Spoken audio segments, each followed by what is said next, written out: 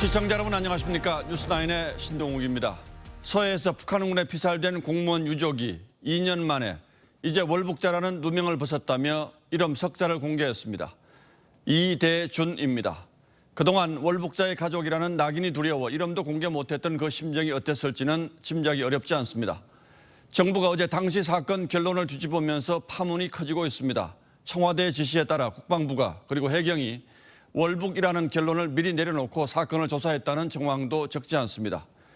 유가족들은 일단 서훈 당시 청와대 국가안보실장을 고발하기로 했습니다. 당시 관련 문건들은 대통령 기록물로 지정돼 15년간 열람이 금지돼 있습니다. 때문에 진실 규명이 가능할지는 여전히 알 수 없는 상황이죠. 하지만 당시 사건 진상을 밝혀야 한다는 여론의 물살은 갈수록 빨라지고 있습니다. 오늘은 변재영 기자가 먼저 보도하겠습니다. 피살 공무원 아내가 대신 읽은 아들의 손편지. 제 아버지 성함은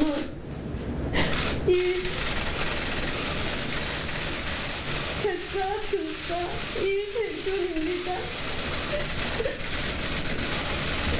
그리고 제 아버지는 월북자가 아닙니다.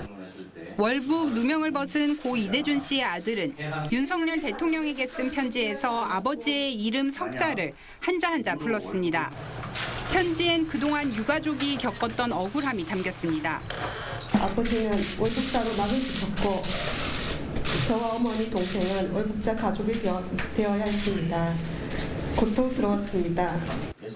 유가족 측은 이 씨가 월북을 했다는 왜곡된 수사 결과를 이끌었다며 서훈 전 국가안보실장을 공무집행 방해죄 혐의로 고발하기로 했습니다. 그런 식으로 국방부와 해양경찰의 정당한 공무집행이 방해되어 월북으로 발표된 것인지를 파악하기 위해 문재인 전 대통령에 대한 고발은 대통령 기록물 열람과 연계해 조건부로 검토하기로 했습니다.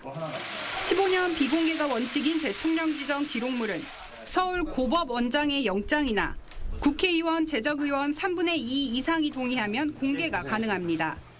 유가족은 민주당이 공개를 거부할 경우 문 전 대통령에 대한 고발을 통해 기록물을 열람하겠다는 입장입니다. TV조선 변재영입니다.